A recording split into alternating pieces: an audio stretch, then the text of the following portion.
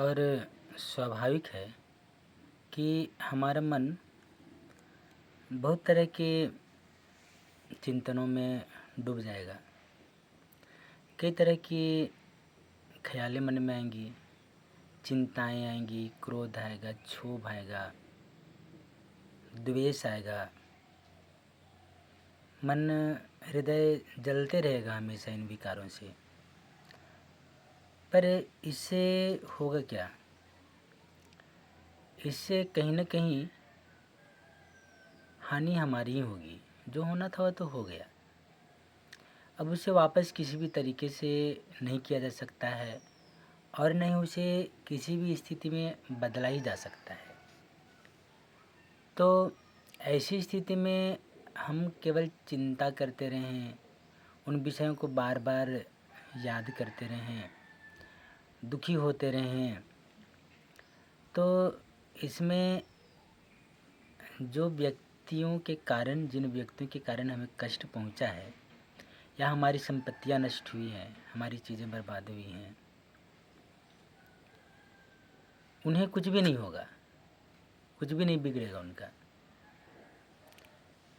क्षति अपनी होगी, अपने अंदर होगी, अपने भीतर होगी, अपने मानसिक स्थिति में होगी, शारीरिक स्थिति में होगी।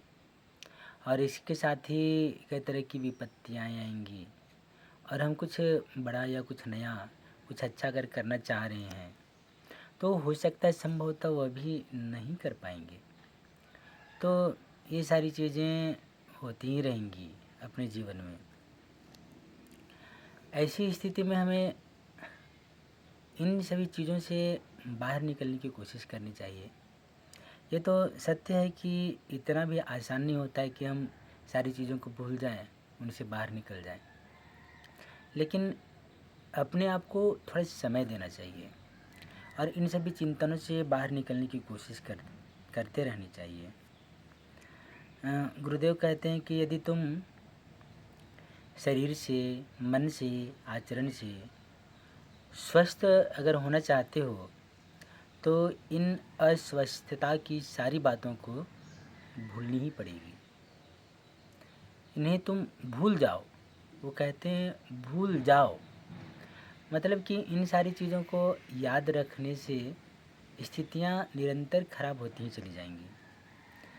और इन सभी के कारण पता है हमारे शरीर में कई तरह की दुख और कष्ट से विकृतियाँ उत्पन्न होती है। विज्ञान ने यह रिसर्च किया है कि यदि हम लगातार चिंता में रहते हैं, चिंताग्रस्त रहते हैं, दुखी रहते हैं, पुराने ख्यालों में खोए रहते हैं, तो हमारे अंदर कई तरह की बीमारियाँ उत्पन्न हो जाती हैं।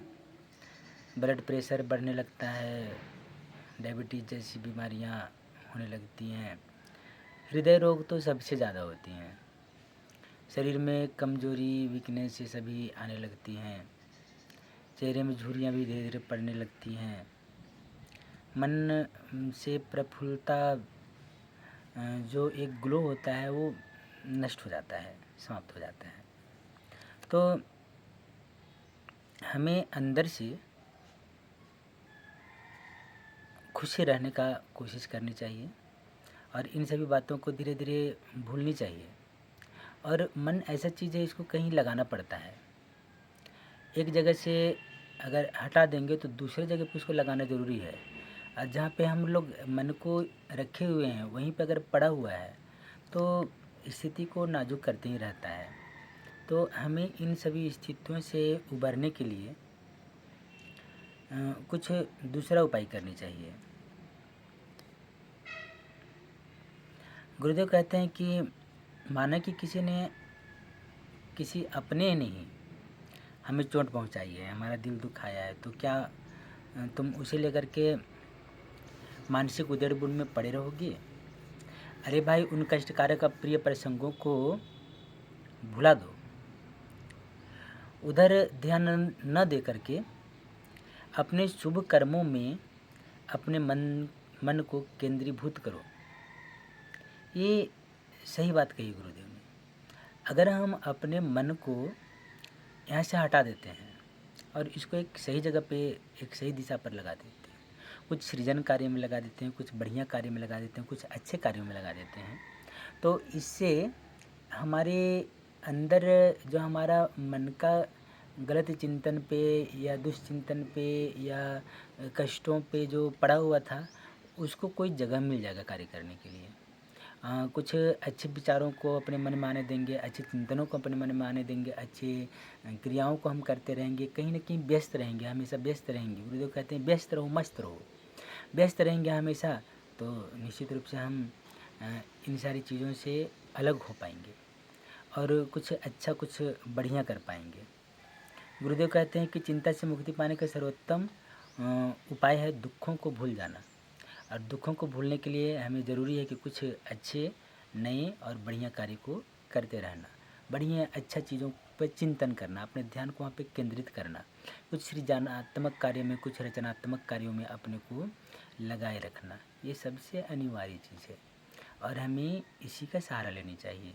कष्टों को दूर करने के लिए कुछ अपने को समय देना चाहिए और समय के साथ धीरे धीरे हर चीज़ बदल जाता है। हमें इन सभी स्थितियों को बिल्कुल अच्छी तरह से ध्यान में केंद्रित करके रखना चाहिए। हमेशा खुश रहो, मस्त रहो, दुख को दूर भगाओ और सदा मुस्कुराते रहो। स्माइल। जी बिल्कुल। जय गुरुदेव।